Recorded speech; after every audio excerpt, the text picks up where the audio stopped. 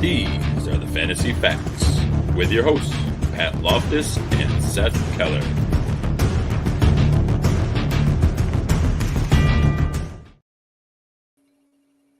This time, I was way better about tweeting out about the show because I knew that the intro was a little bit shorter. But welcome back, everybody. It's the Fantasy Facts podcast brought to you by Fantasy Data.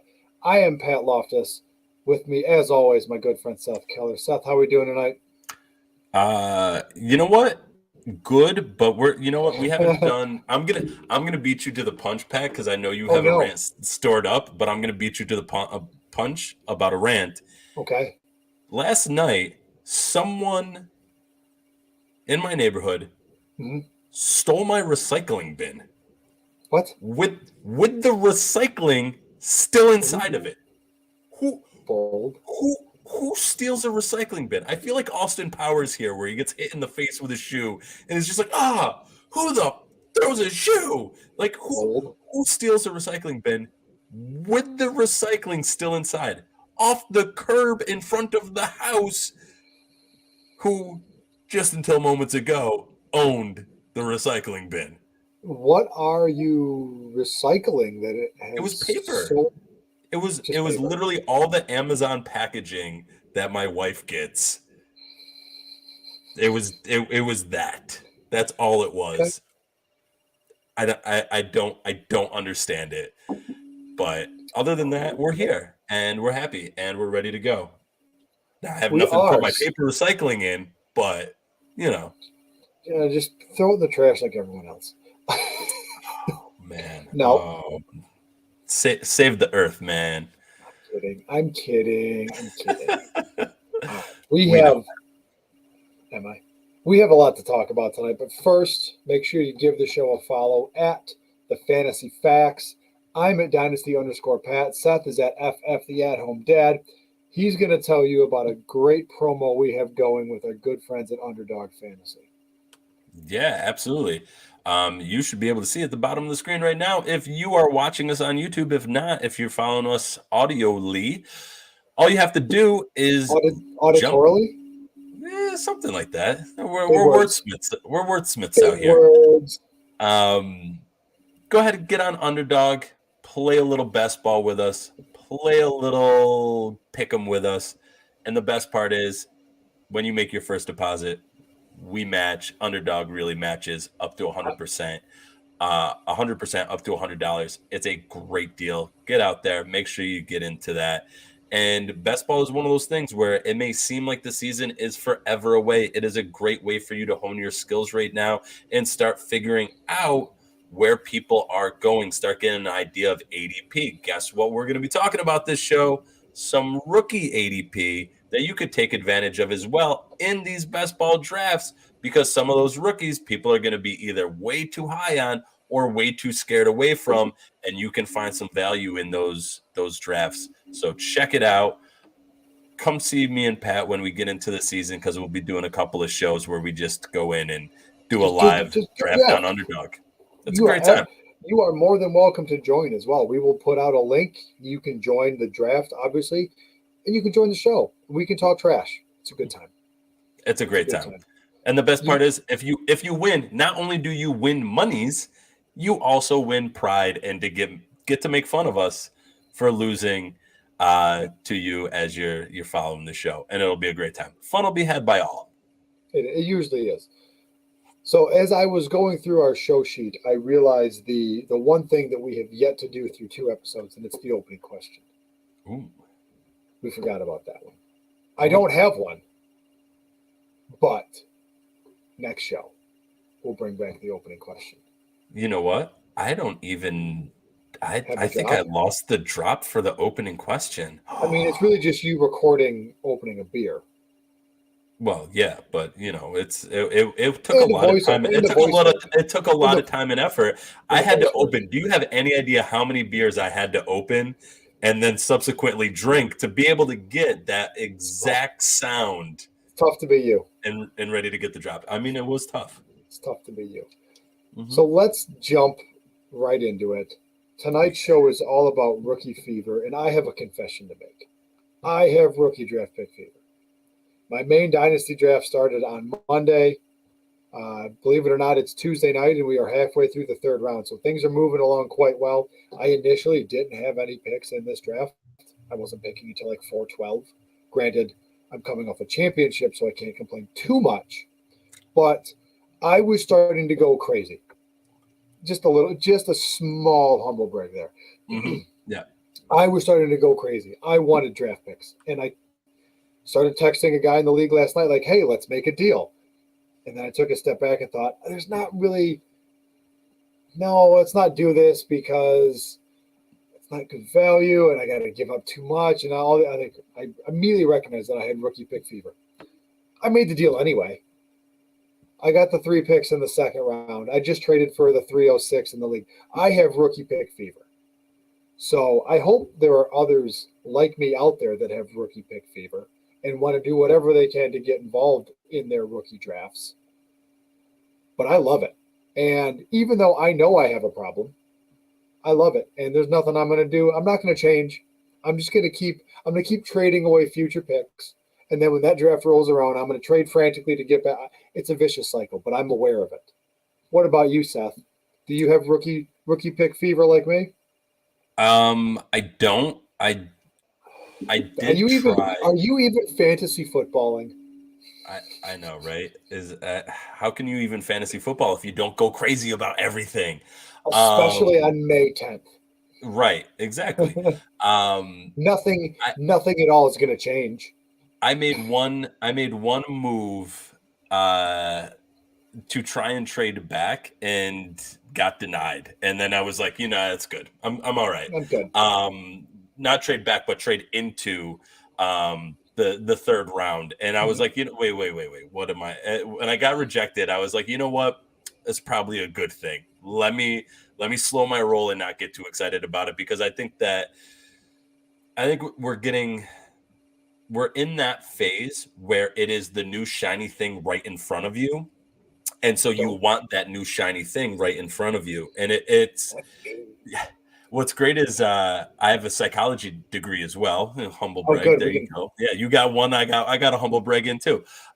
There's a great test that they do with kids called the Marshmallow Test. And most people have seen the Marshmallow Test, where they put a marshmallow in front of a kid and a kid loses his mind trying to not eat the marshmallow, because the scientist says, don't eat the marshmallow, I'll bring you back 2 marshmallows. They did that test with adults, where they had adults come into a room and went, oh, those donuts there, don't eat those. Those are they've been out for a little while. I'm going to bring brand new donuts in like a couple minutes anyways. And almost every adult went, I'm going to eat that donut anyways. I would eat the shit out of those marshmallows. I'd eat the shit out of those donuts. I would fail both of those tests, and I'm an adult. Yeah, but that's the thing, is like, it's not just a kid thing, it's an adult thing, and it's a fantasy thing too right now, right? Like, you have all of these rookies just sitting out there, and almost everybody and their mother who's playing fantasy football right now is saying the 23 draft is going to be great. Almost everybody from 2 years ago, when we were, in the midst of that draft, people were saying, well, the 22 draft is not going to be great. So, like, you either need to get into the 21 draft or get into the 23 draft, because the 22 draft is not going to be great. I think we have a solid group of wide receivers in it. I think there's going to be a few running backs that are going to pop. Mm-hmm. I don't think it's exactly the ones that are at the top of the list that most people are talking about right now, but we're always going to have a few running backs just because of that nature of the position there. And then other than that, like, I don't know, there's a lot of weakness in the draft. If we're going to stick with running backs, it's a very top heavy running back class with Hall and Kenneth Walker. Then there's a big drop off. Wide receivers a little bit deeper. Quarterbacks are all kind of middle of the pack, a little There's a couple guys we're going to talk about later, and then the tight end class is one guy, maybe 2 if you really want to get crazy. But it's a weird draft class this year. Yeah, there's value to be had. There's always going to be value to be had. I think that's the number one thing that I want to stress. it's not trading out of this draft to get into the 2023 draft.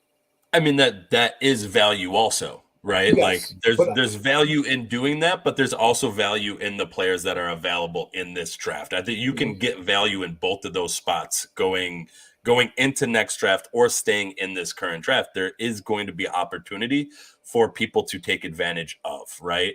And I think it's also important to say, like, okay, this is a top-heavy running back draft, and I think you're right, especially with like the one guy at the top, right? Two, maybe. We can get into that a little bit. But remember, it's like top-heavy in this year, which is a relatively down year for running back prospects. So, like, it's trying to rank them on the spectrum of running backs, right? Would Breece Hall have been drafted over Javonte Williams last year? Would Breece Hall be drafted over like a DeAndre Swift, Jonathan Taylor, Najee Harris? Would he have been drafted over those guys? And I am not confident in that. So yes, it's a little bit top heavy, but that top heavy is still a little bit below where these other drafts have been. And I think that's the top of this draft, or how does the top of this draft compare to the tops of other drafts in years past? Bingo. And that's the part that has me like happy that I'm not overly invested into this draft. But again, there's value to be had when you get into certain spots. And I think that's where we want to spend the majority of our time really jumping into, is where are those value opportunities? But I think you had one more question, didn't you, Pat? Did I? I don't know. Wow. We talked dropping the ball, Pat. we talked a lot about the show earlier, and I was like, oh yeah, let's include this and we'll talk about this. And now I got to go back through our chat history to see what else we talked about. I know you made fun of me for drafting Wan'Dale Robinson. Yes. Yes. Let's see. Rookie ADP, what we've seen so far in some of our drafts. Let's go with this. What is your strategy at different points in the draft? What are you looking for? If you're in the top part of the draft, what are you trying to walk out of? If you're in the middle, what are you trying to walk out of? If you're at the end, what are you trying to walk out of? If I'm the first round in the Superflex tight end premium draft that I'm in, we had one quarterback go in the first round. And let me just double check. He went 111. So I'm not looking at quarterback at all, really, in this draft. At least not in the first round. I like Kenny Pickett. I don't think he's a first round rookie draft quarterback. So I'm going to start at the back end of the draft and kind of work my way up. Sure. And I got to, starting at the back end. Generally, those are the teams that you're coming off a championship. You're coming off a deep playoff run. You're looking at guys that are going to be starters probably down the line, right? So you're looking at guys like probably like a James Cook, a George Pickens, a Sky Moore, kind of somewhere in that grouping to me. I'm not going to say Christian Watson. I like him. To me, it's tough because he landed in a good spot, athletically gifted off the charts, but rookie wide receivers have not done well in Green Bay. Yes, you're tied to Aaron Rodgers, but they just haven't done well. So that's kind of where I'm at in the back end of the draft, right? You want to talk about like lottery ticket guys or guys that you're getting your guy, right? I love me some George Pickens. He's a guy I'd be targeting at the back end of the first. If I need a running back, I'm looking at a James Cook, maybe a Rachaad White, somewhere in there, right? And then as you work your way up to like the middle of the first round, that's when you're getting into the Wilsons, the Olaves, the Burks, maybe Jameson Williams. My rookie draft was a little crazy because Kenneth Walker went 101 and Jameson Williams went 102. So that threw me for a huge loop because I did not see either of those guys going 1 and 2, 1 or 2. Yeah, and I'm going to jump in real quick because you've mentioned two guys now that I think they have, I think, one of the higher potentials to let people down, right? And it is Christian Watson and Jameson Williams. And so with Christian Watson, I think it is very similar to the CEH situation in the sense that the number one thing that's going to set them up for failure is people's expectations about them. Right. And so Christian Watson being drafted where he got drafted and going to Green Bay, where everybody has been just pounding the table saying, draft a wide receiver. They finally drafted a wide receiver. Those expectations are going to be super high. There is he is jumping, though, essentially 2 levels of competition because he played at North Dakota State, which is a D2 school. So he's jumping from D2 all the way up into the NFL. So there's a pretty significant change in level of competition. And there were times where, I was watching some of his games and he got bullied by some cornerbacks in D2. And it's like, I don't know how I feel about him jumping 2 levels to be able to withstand a NFL caliber cornerback if he's being bullied by a D2 cornerback, right? And so that's, granted that was more so in run blocking and stuff like that, but I think that's a little bit of the, testing well physically at the combine and performing well physically on the field, right? And he has plenty of highlights. I'm not trying to knock him on aspects like that. He has potential and he has plenty of it, but I think he's going to, if he fails and if he's a bust this year, he is going to be a great letdown to a lot of people. One, because the expectations are so high. And 2, because so many people are going to be going after him because he's on Green Bay and that's going to cause at least one guy to drop that extra spot or 2 in your rookie draft. And I'm using, I want you to hype this up, but it's your baby, it's your creation for ADP. We're going to get a lot of our ADP numbers from this. So go ahead and plug your I can't plug your hard work on this because it's great stuff. Thanks, buddy. I thought you were going to share the screen with that one, but I can try and jump in there and do it real quick, even though I'm not ready for it. But that's cool. When you're doing that, so this we're Seth created some awesome ADP work here for the FF Face-Off, and as he's pulling that up, this is what we're going to use to kind of talk ADP tonight. And we talked specifically or a lot about Christian Watson, right? So right now he's coming off about 203 in 2QB Superflex leagues, and like I said, he went 110 in 110. Where'd he go? He went 109 in my Superflex Tight End Premium Dynasty League. So a bit of a reach, but again, Christian Watson going there allowed guys like Pickens, Cook, Rashad White, guys like that to fall just a little bit more. So you're getting some really good value in the back end of the draft. And I talked a little bit about the middle of the draft. You get to the top, you get to the 101, the 102, the 103. If I'm drafting there, I'm looking at Breece Hall, I'm looking at Drake London, and I'm probably looking at Kenneth Walker, depending on team needs. Like Hall and Walker are my RB1 and my RB2. Drake London is my wide receiver 1. Olave is my wide receiver 2. So those are guys that if I'm picking in the top 3, I'm coming away with one of those 4 guys if I can. So here we go. Seth has it pulled up. Awesome.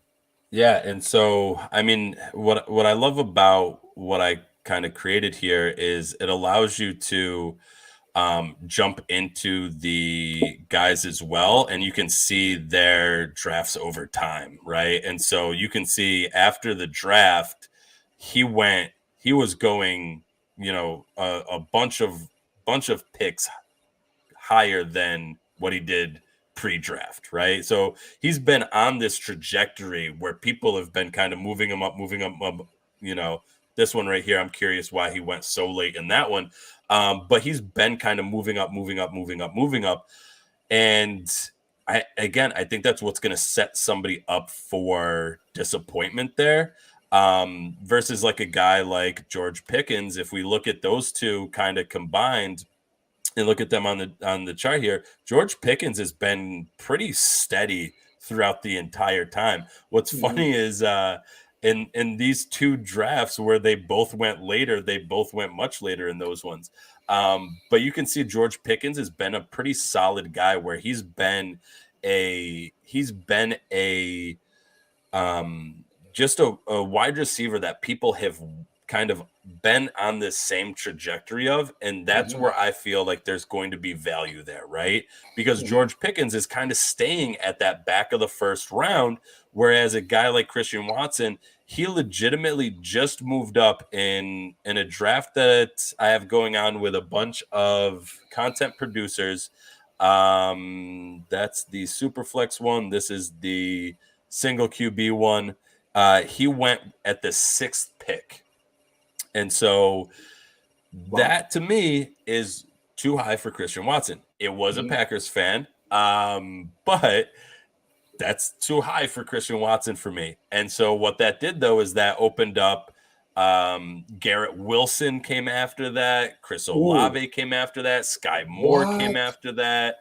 Wilson, Cook, Pickens, Bell all came after that. So Watson went before all of those guys. And so that's where like you can start to take advantage of some of this stuff where if you see somebody moving up the draft boards way too quickly, that's where you can kind of say like, okay, do I believe in this person, or is this an impact of is it over counting certain things, right? And I think that's where we get into trouble is when we double count things, right? The combine's a prime example of that, right? Where you see a guy like Christian Watson, people are like, well, he looks athletically gifted on the field. They go to the combine, they show up athletically gifted, and they go up even higher in the ranks. And it's like, well, you already counted the fact that he's athletically gifted. You didn't learn anything new by the combine, like kind of proving that. Like that was already kind of there. Same thing to an extent with draft capital is, you can get confirmation, but then if you over kind of move people because of draft capital, it's kind of like double counting. And I think that's where we get into trouble. But then that also leaves us open for like if we want to look at specifically running backs, and these ones are the only ones that are clicked in here at the moment. But if we go to everybody here and we go back to just running backs, a guy like Isaiah Spiller, who was, debated the top 3 running back, in the top 3 running back. When you change this to look at only drafts that have happened since the NFL draft to today, he changes drastically. I mean, he still is pretty high, but second round. Right, he falls all the way back to the second round. And again, that's a guy where that may be an opportunity for value if you still believe in those pre-draft assessments, right? And I think in this draft, there's a lot of guys that are in very, very similar situations. So I'm going to go ahead and stop sharing my screen now. Who are let's jump into kind of the meat of the show then, and really start looking at the rookies that we want to pay attention to.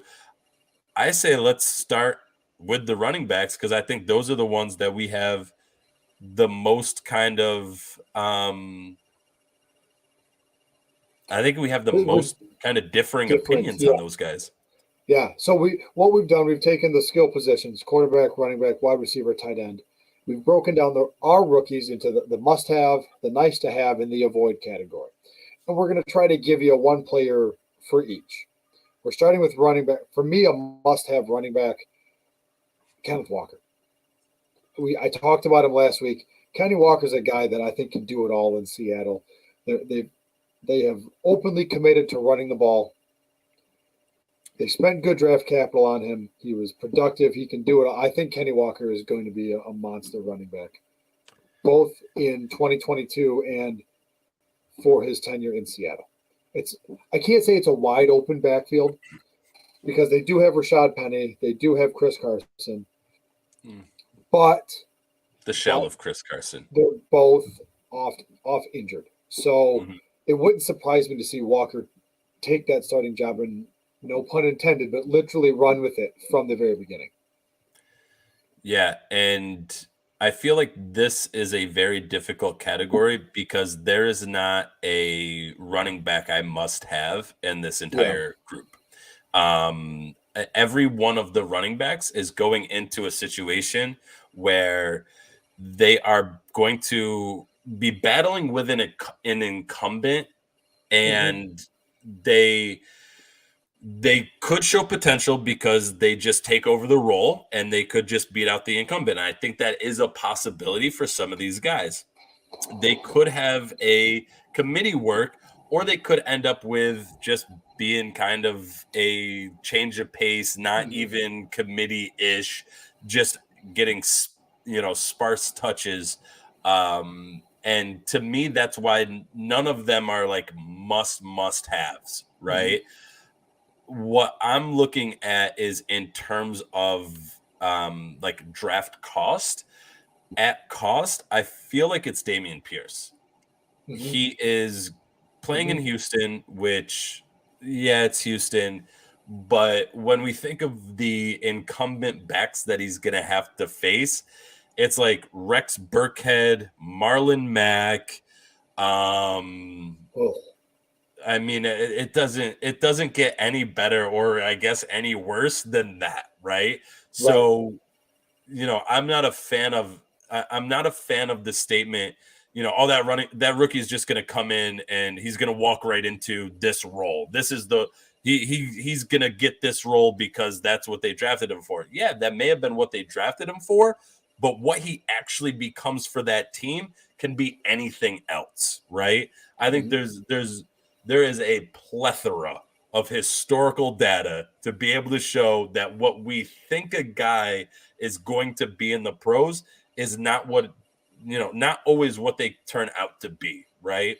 And so that's why I'm not, I think Hall is the best option. I think Kenneth Walker is the next best option. And then after that, I'd throw it up to Damien Pierce. I know a lot of people are in love with James Cook, but I think out of that whole next entire tier of running backs, they all are in very, very similar situations where people are going to and even with my take on Damien Pierce, I'm admitting it, even in my take with Damien Pierce, that it's this assumption that he's going to go in and be able to outplay the other people that are there. And that's a mighty bold assumption to make at this point.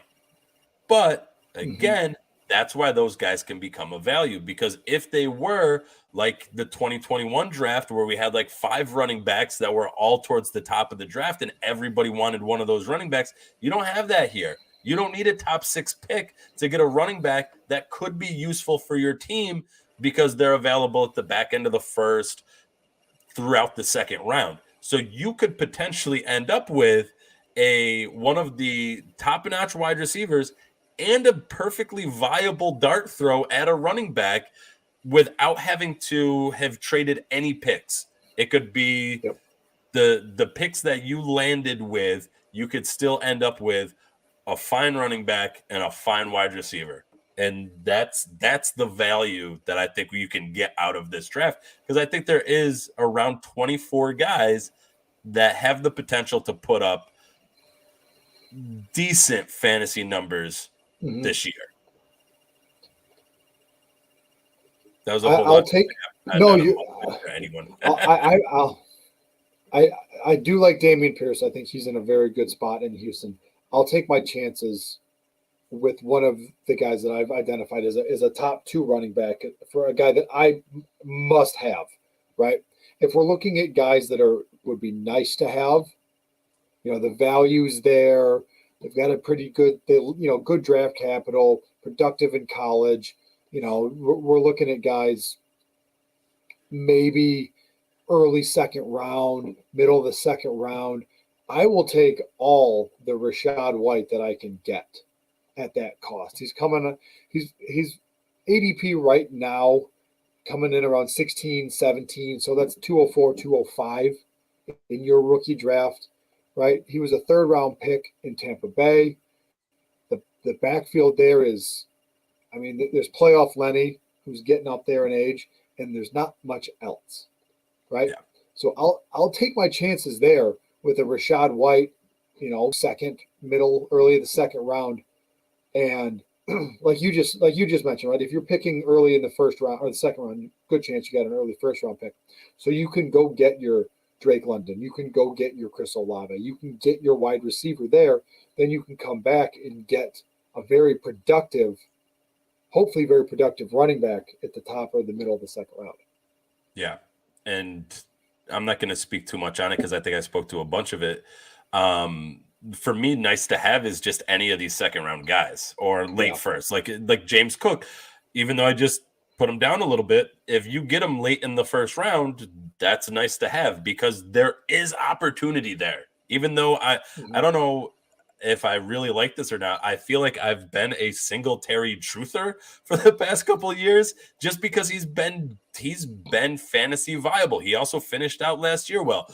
He's beat out Zach Moss, who it felt like everybody wanted Zach Moss to be a thing, and Singletary outplayed him, right? And so,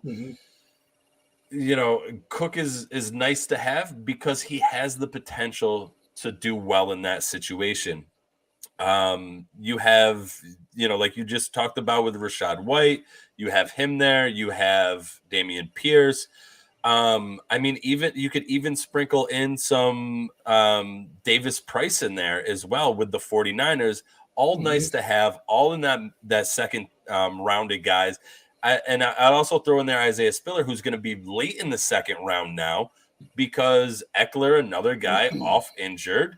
And, the Chargers have drafted almost every running back, it seems like, to be a compliment to Eckler or a guy that can fill in when Eckler gets hurt.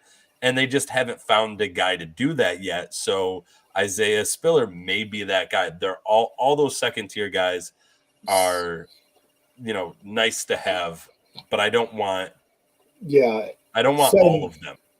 I want one, maybe 2. Well, exactly. Take my shot.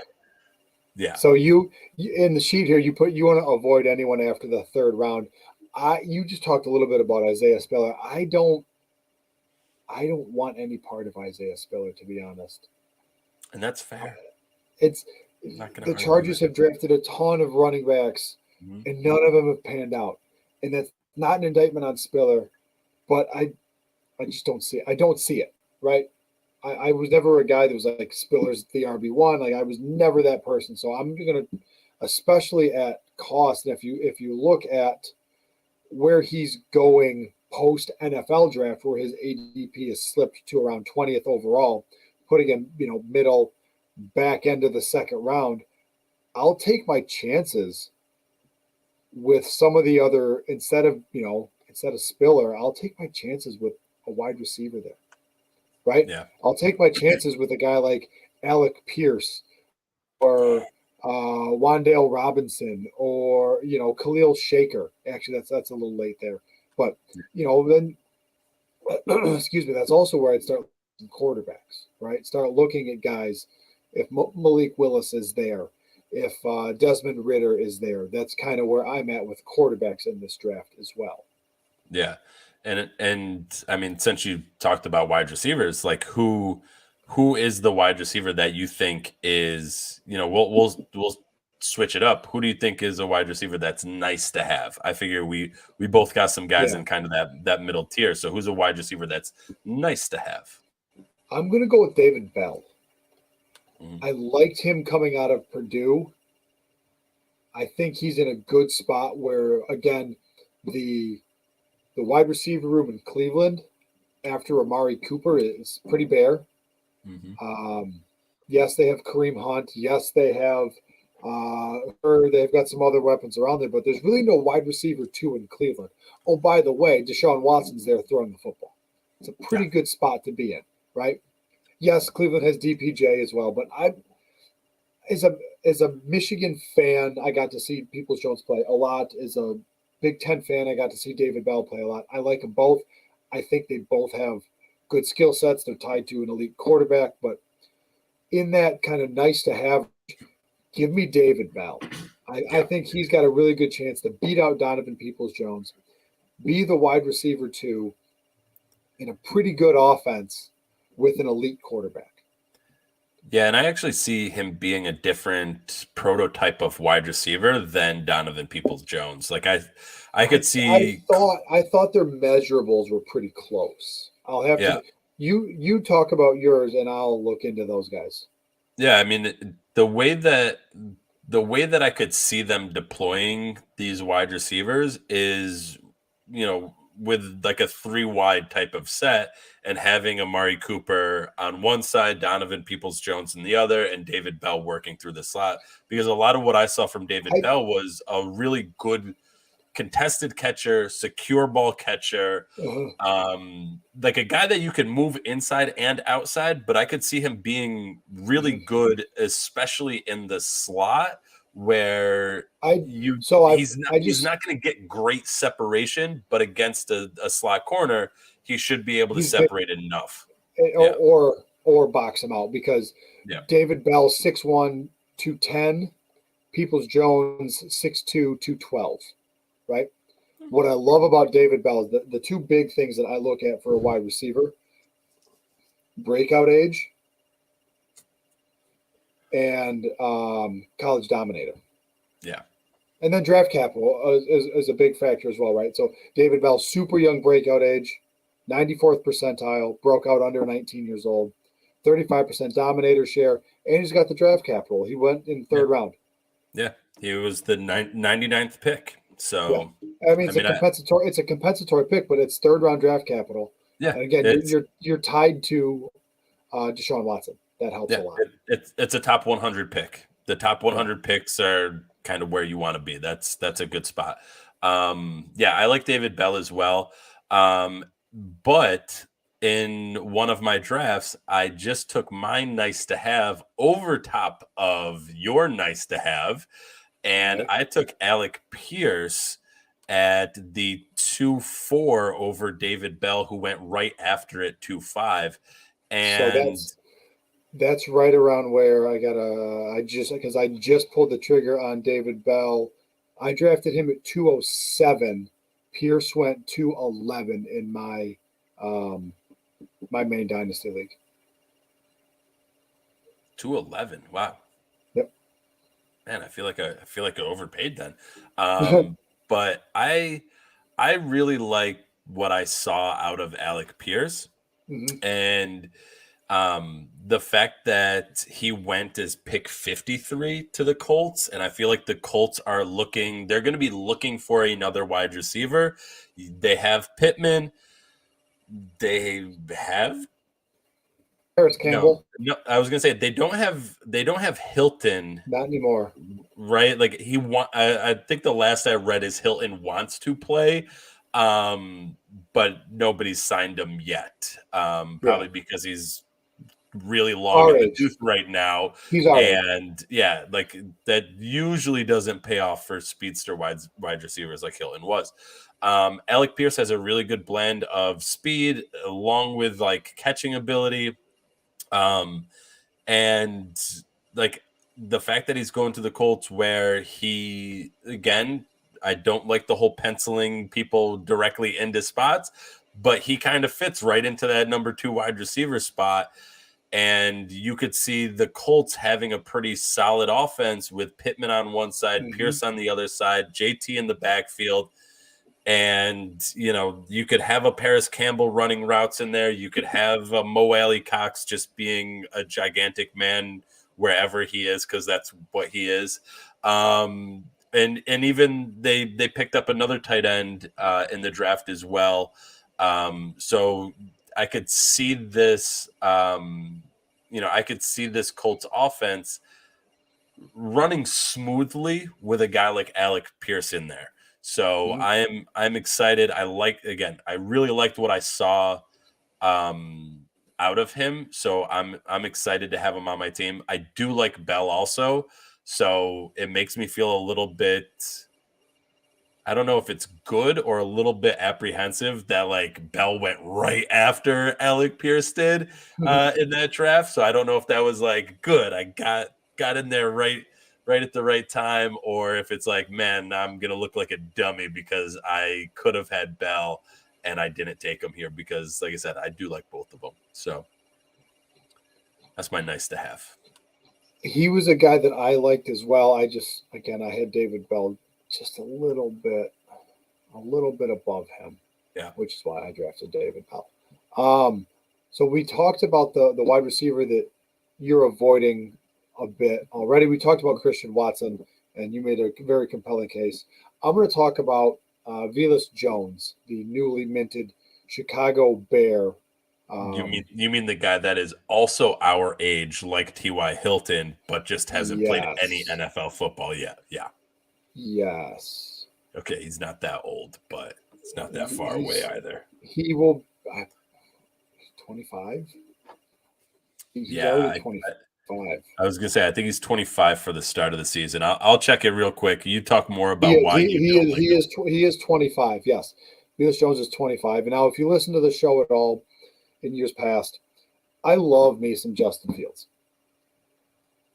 I think what the Bears are doing for Justin Fields is criminal, because not only did they get rid of Allen Robinson, they brought in a 25-year-old rookie.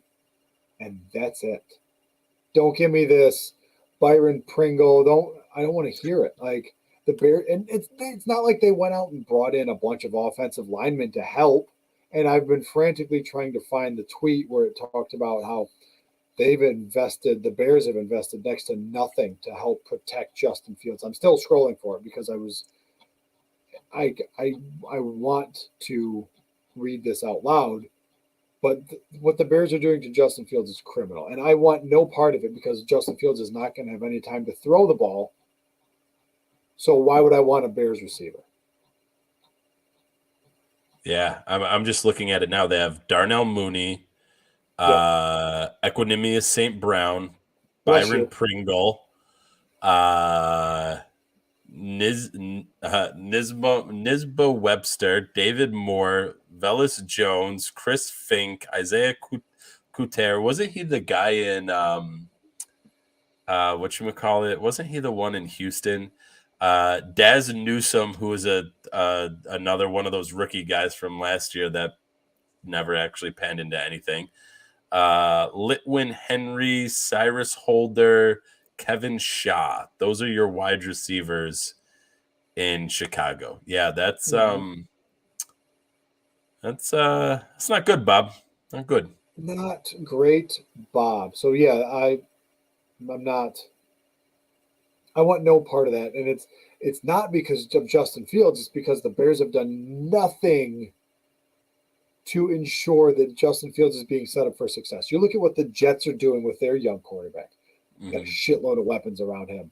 You look at what Jacksonville, they got a shitload of weapons around Trevor Lawrence, right? The New England Patriots went out and drafted a wide receiver in this. I believe Tyquan Thornton was a second-round pick. Yeah, Tyquan Thornton went 50th overall to New England.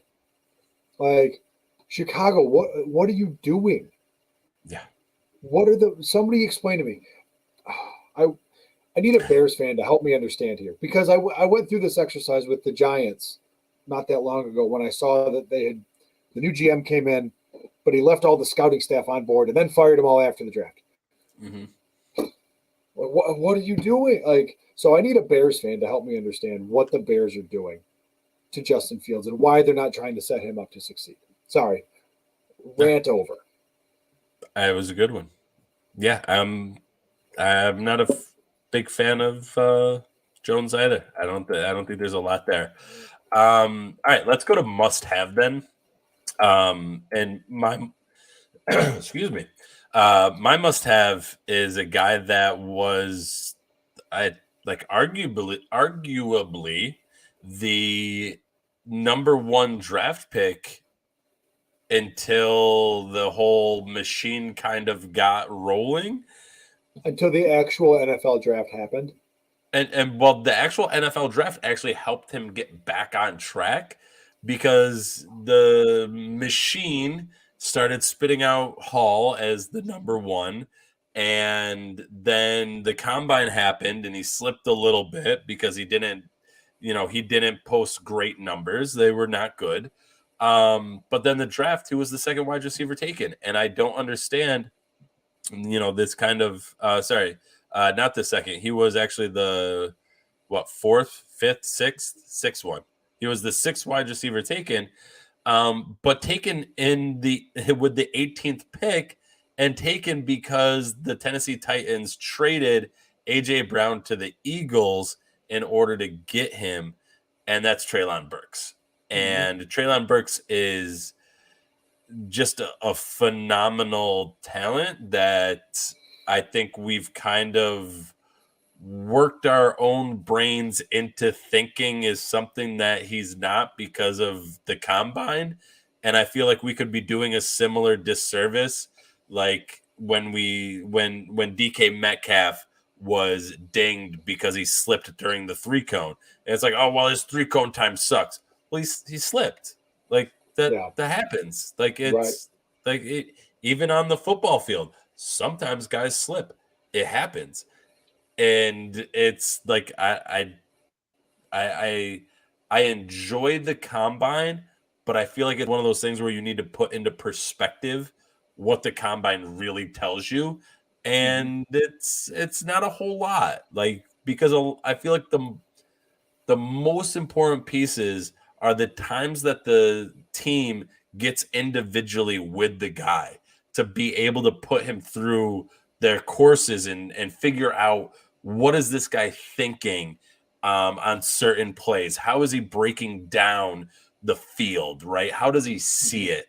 Is that going to mesh with our offensive game plan? And I think, that's something that we're not ever privy to. And, to me, he's going to Tennessee. Yes, there's Robert Woods that's there already. But other than that, that's it really.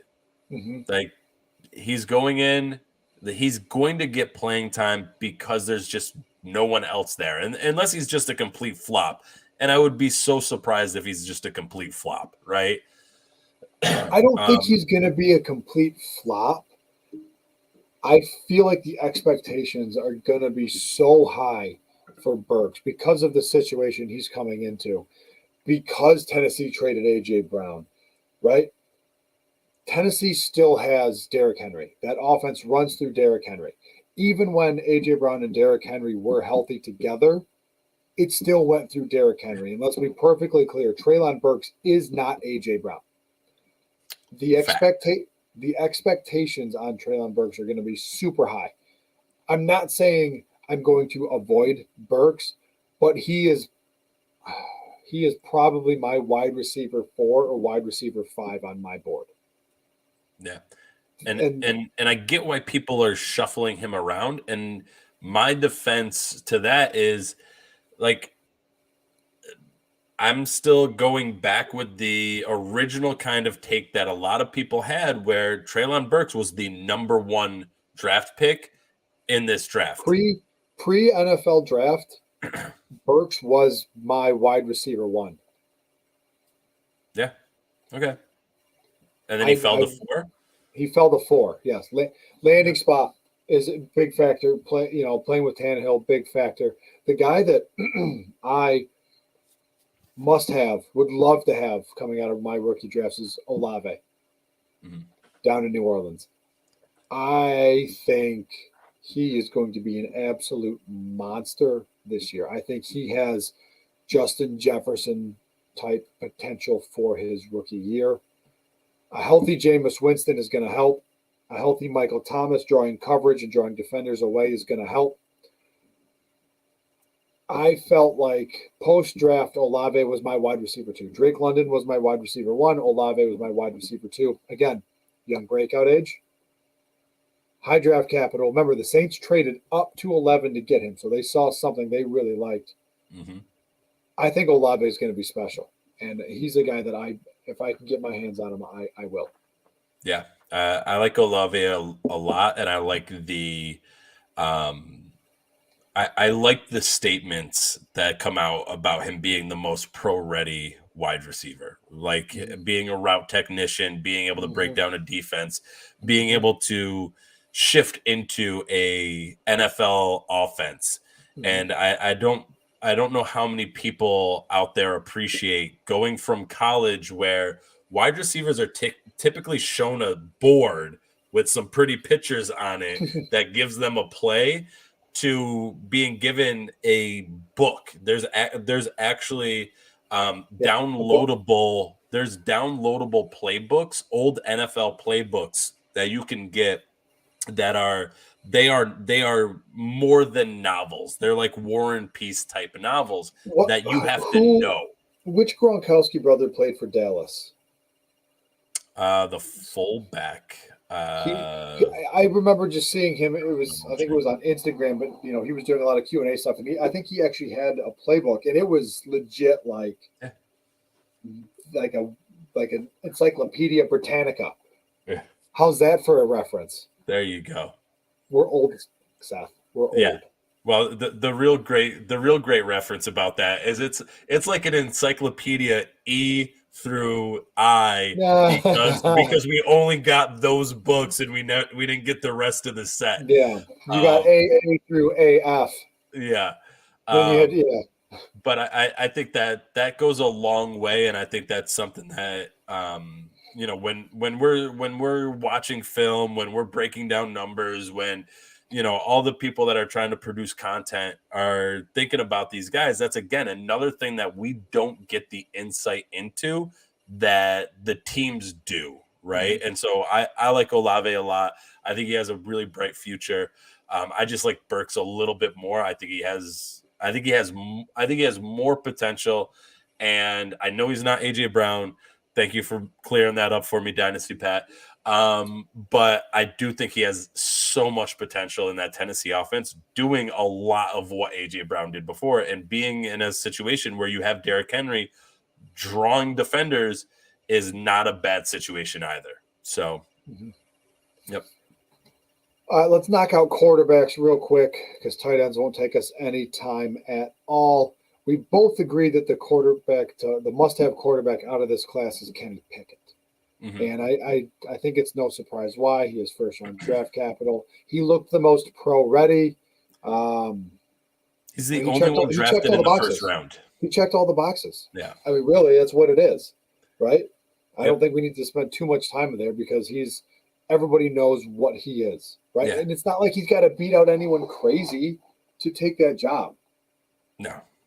I mean, it's Mitch, and I'm not going to make fun of his name, but I do it all the time anyways. But it's not a high level of competition there. No. He should be able to win that. But again, this is where I go back to all right, he was a first round draft capital quarterback, but in a draft where all the other quarterbacks went third round and later, and he also went in the 20th pick.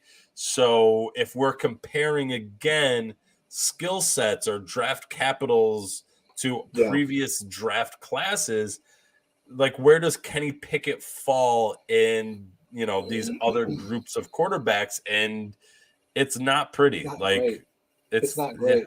This was a very weak quarterback class, which, I mean, it wouldn't surprise me to see a lot of teams and a lot of drafts punt on these rookie quarterbacks because they're just not they're not worth it, right? You could probably find better Yep. value elsewhere. Yeah. Exactly.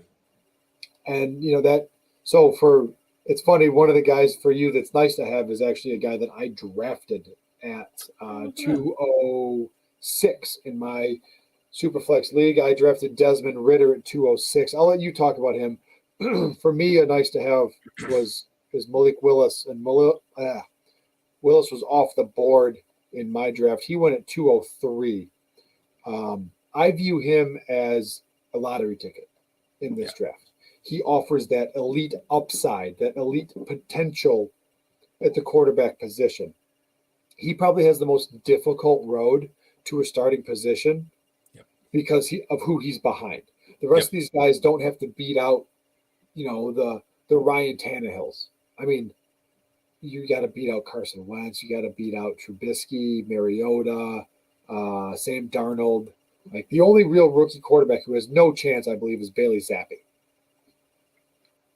I mean, that's also partly because it's Bailey Zappi, I feel like. But yeah, I mean, I'll jump right in there also. Like, I think you're spot on with, these quarterbacks, and that's actually why my nice to have guys are Desmond Ridder and Matt Corral, because it's like, who do they have to beat out? Marcus Mariota and Sam Darnold. Right. Marcus Mariota, do I really think he holds on to the job for the entire year? No. I don't. Like, I just do not. I don't think there's enough in the tank for a guy like Marcus Mariota. And I think a team like Atlanta that is a young team all around, your future is probably not with Marcus Mariota. It's probably more with Desmond Ridder or with neither of those two guys, which would be honestly not horrible for them because they didn't spend a first-round draft pick on a quarterback. And so if they struck gold with Ridder in the third round, good for you. Yeah, it's kind of like the Cowboys with Dak, and yes, I'm a Cowboys fan, and Dak kind of lost them that game. Kind of lost them that playoff game, but that's all right, whatever. But he was a fourth-round pick. Same thing. Russell Wilson was a third. Now, we're not saying Ridder is going to be Dak or Russell Wilson, but the draft capital is similar. Right, and that helps an NFL team be able to put pieces around a quarterback to be able to make them better as well. Kind of like the Justin Fields argument that Pat was making earlier. When you're paying a first-round draft capital quarterback, you have to pay them more. And so, I mean, it's a perfect situation for both Atlanta and Carolina because neither of the incumbent kind of guys, and yes, Marcus Mariota is signing this year also, but neither of the veteran players are that heavily tied to the organization where they can't cut ties with the vet and move on with the rookie. Or if neither of them are working out, cut ties with both of them and move forward with a rookie next year, because if they're both that bad of quarterbacks, you're probably going to have a high draft pick next year anyways. And so, you don't want to think kind of in that tanking mindset, and I don't think any NFL team does that, but it could be a lot worse. You could have spent a first overall pick on a quarterback that does nothing for your team. That can't get signed. Baker. Just saying. Throwing that out there. Yeah. I'm surprised. I'm kind of surprised, but also not kind of surprised that he's still there. Yeah. Still there is in not anywhere. He's still Baker is still there, not anywhere. Yeah. Right. All right, let's knock out tight ends real quick because this will take us. Your answers will be very fast. You want no part of any of these tight ends? No. Yes. None of them. None of them. There are two that I kind of like in this draft. The one that if I'm targeting a tight end, it's going to be Trey McBride. He was the first tight end off the board. He has second-round draft capital. He goes to a spot in Arizona. Should be a high-powered offense. Learns behind Zach Ertz. Ertz is a little long in the tooth as well, so I could see that, panning out well for Dynasty. I want no part of him in any of these tight ends in any sort of redraft league. Yeah. Dynasty, give me Trey McBride is a must-have. As far as a nice-to-have, Greg Dulcich out of UCLA went to Denver, third-round draft capital. Kind of open there since Noah Fant got traded in the Russell Wilson deal, so he's got to beat out Albert O. That's a tough one to say. So Dulcich would be a nice-to-have tight end to kind of stash on my bench and see what happens. Yeah, and then my thing is avoid everyone else. Yeah, my thing is if Trey McBride is available late second, third, depending on drafts, and you want to take a shot, Like, that's fine. If and I probably will. I have somewhere between 7 and 10 dynasty drafts that I'll probably do, rookie drafts that I'll probably do this year, and I might not draft a tight end in any of them. It's highly probable that I'll probably go through every draft and not have a single tight end. And part of that's because tight ends take a while to get going. It's hard to pick them as rookies because we make a lot of poor decisions with drafting tight ends. I mean, it's even NFL teams do it as well. Like the guys like OJ Howard, David Njoku. Yeah, that you think are gonna be able to excel, and they don't, right? For whatever reason, they just don't. So I am very happy with walking out of any draft without having a single tight end. And honestly, I could walk out of any draft without having a single one of the wide receivers. Sorry, not wide receivers. That's the one position where I want guys. Any of the quarterbacks. And we just did a mock with our good buddy Shane at FF Shane. Shout out to you, Shane. And his, I think it was FF Collective that did a live mock draft, and they live streamed it. I walked out of there without a single running back, and I'm perfectly happy with it. It was a 3-round mock draft, and I got all wide receivers. I'm happy with that. If that were my actual draft, I would walk out of there happy. And I think I can do the same, with my actual drafts without a tight end, without a quarterback, and unless they fall to a spot where it's like, you know what? Sure. Trey McBride in the 3rd, sign me up. Yeah, that's where his ADP is right around, actually it's 208. He's right around pick number 20. He went in my Superflex tight end premium. He went 209. Yeah. So it's like, okay. Like I get that, especially in a tight end premium. I get it. Yep. No one's going to argue with you for taking Trey McBride mid-second, especially in a tight end premium. But I'm all right with not. Like fair. No, I'm not gonna fight you on that one. Yeah. So, all right, let's go to the best part of the show. Oh, it's the best.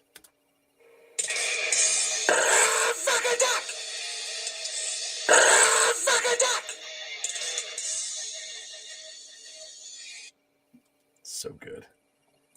For those of you that don't know, this part of the show is called the Fact Attack. What we do is we scour Twitter for your questions, and we provide our answers and our insight for you. We will give you the credit. We will tag you in the tweet when it goes out so you can check out our answers to your questions. So it's early in the season, and what we normally do is we put 5 minutes on the clock, and we answer as many questions as we can. I found 4 questions that I want to talk about today, Seth. So let's leave the timer off for this show. We got 4 questions to talk about.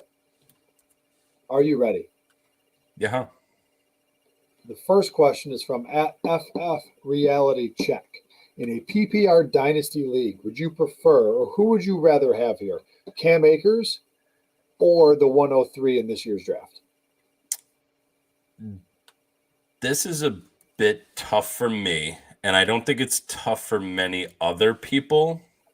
But I am not in love with Cam Akers the way that everyone else is. I feel like everyone has drunk the Kool-Aid. They're waiting for the Cam Akers UFO to arrive, and I'm just not quite there. And the 103 is going to get you essentially your pick of the litter of one of these wide receivers, right? Mm-hmm. So I think this comes down to a value standpoint here, where I feel like in most trades you could probably do better. Even though I lean more towards I would rather have the pick in the rookie wide receiver. Again, depending on team makeup and things like that, Mm-hmm. I lean more towards the pick, but I feel like most people would go, that's too low for Cam Akers, which makes me go, give me the pick and some. I feel like in this scenario, if I have Cam Akers and I'm shopping him, right, and I go to the guy with the 103, hey, Akers for the 103. Yeah, if I'm selling Akers, I'll take the 103. But if I have the 103, I'm not going out and inquiring about Cam Akers, right? I'm looking for more in return for the 103. But if I'm selling Cam Akers, give me the 103 all day. Bottom line is, you and I are in agreement here. Give me the pick over Cam Akers. Yeah, and I think, and again, get more, because I think you can. I think you can get more. If you think you can get more if you're selling Akers or if you're selling the 103. I think you can get more if you're. I think you can get more if you're selling Cam Akers. Even though I would even though I would rather the rookie pick plus. I would smash accept that trade if I'm trading Cam Akers for the 103, but I wouldn't tell the owner of the 103 that I'm smash accepting that trade. But I would take the pick. All right, moving on to the next question from @Phil4Fantasy, a PPR Dynasty startup. Who would you rather have at running back, DeAndre Swift or Javonte Williams? Ooh, good question. And you know it's serious because it's in all caps. I feel like Phil, I feel like you're shouting that question at us. Or maybe he's just screaming it from the rooftops because it's a really good question. Mm-hmm. Again, this comes down to personal preference, and for me, it's Swift over Javonte Williams. Get out of my head. I should have gone first here. You should have. I'm not a huge fan of the Lions and the Lions situation, which you may be, Pat. But Javonte Williams is in a timeshare. There's no ifs, ands, or buts about it. Melvin Gordon is that guy. He's going to be in a timeshare. And Javonte Williams will probably make progress towards owning the significant portion of that timeshare, but he's still in a timeshare. And without an injury to Melvin Gordon or without a trade to Melvin Gordon, he's going to be in that timeshare. And the best situation for Javonte is that it's a 60-40 split. Whereas Swift, Jamal Williams stole some touches from him earlier in the year. That's 70-30. Swift is going to be going to be the main guy there. It's for me, I like Swift because the Lions have done a really good job at upgrading their offensive line. Mm-hmm. DeAndre Swift runs the ball well between the tackles. He also catches the ball well. Not that Javonte Williams doesn't, but DeAndre Swift I feel like is better. Then you look at the quarterback situation. Russell Wilson likes to push the ball down the field. Jared Goff doesn't. Jared Goff likes to dump. That's an understatement. Goff likes to check down, dump the ball off. I'll take the upside that Swift brings with targets and receptions. Great point. From @Mr. Meeks FF in a Dynasty league, do you prefer J.K. Dobbins or Saquon Barkley? I think, I don't know. I may be wrong here. I think this is a Mr. Meeskies. Mr. Meeskies, yeah. Yeah. From South Park? No, it's the other one, Rick and Morty. Rick and Morty. Yeah, I'm pretty sure. I think this is Mr. Meeskies from Rick and Morty. You'll have to let us know if we're even remotely close. All right, Dobbins or Barkley? You can go first this time, Pat. I can go first? Yeah. I will. Boy, it's tough. Not for me. And I'm going to go Saquon Barkley here. I feel like the Giants are trying to do more to get people the ball in space, and that's where Barkley does well, right? They're drafting guys. They're upgrading at almost every position, and that includes head coach, that includes GM, that includes offensive coordinator, that includes wide receiver. They're doing their part to get better on offense in general. I think Barkley is far enough removed from the injury. We know what we're going to get out of him. Versus Dobbins, the injury is still fresh. Baltimore, I feel, has downgraded at offense by trading away Hollywood Brown. Yes, they have Mark Andrews. Yes, they have Rashad Bateman, but they also still have Lamar Jackson, who does run the ball a lot. Daniel Jones doesn't. So it's close. It's not that close, but I'll take Barkley over Dobbins. See, to me, this comes down to 2 points. One is the 2-year difference between Dobbins and Barkley. Barkley's already at 25. There's also the injury history with Barkley. I do agree. I think we're far enough removed from that shouldn't be too big of a factor. The ACL injury, not the sprained ankles. Yeah, and I mean that's who knows. There could be comorbidity there. Good word. As he's trying to recover from one, overcompensating with the other.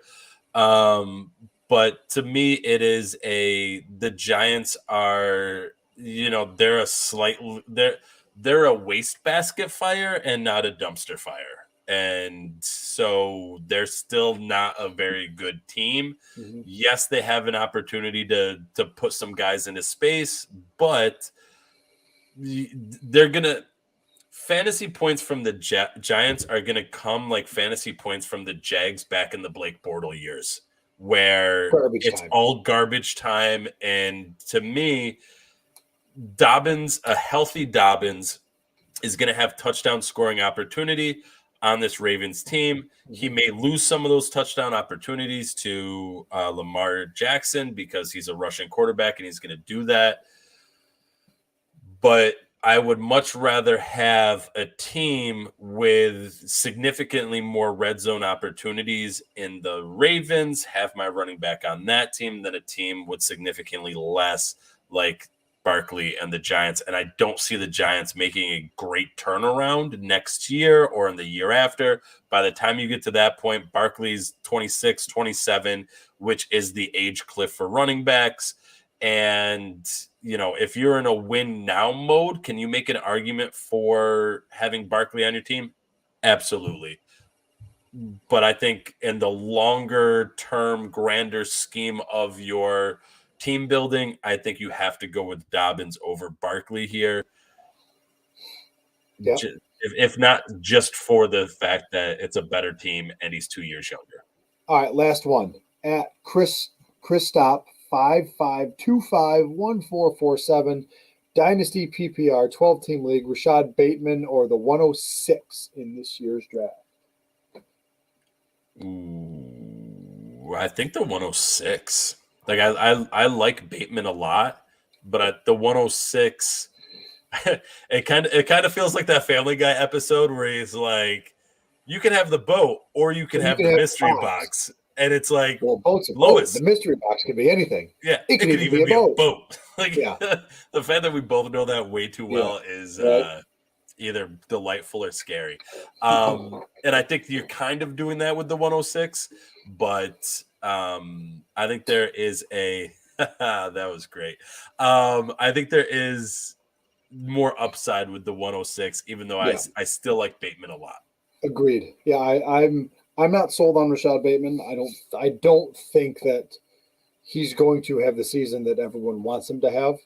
I'll take my chances with the 106 because you're getting guys like we talked about earlier. Mm-hmm. I've seen Olave, I've seen Wilson, I've seen Burks, I've seen those guys in that 106 range. Yeah. You're more than likely going to get one of them there, and I'll take my chances with any of those up against Rashad Bateman.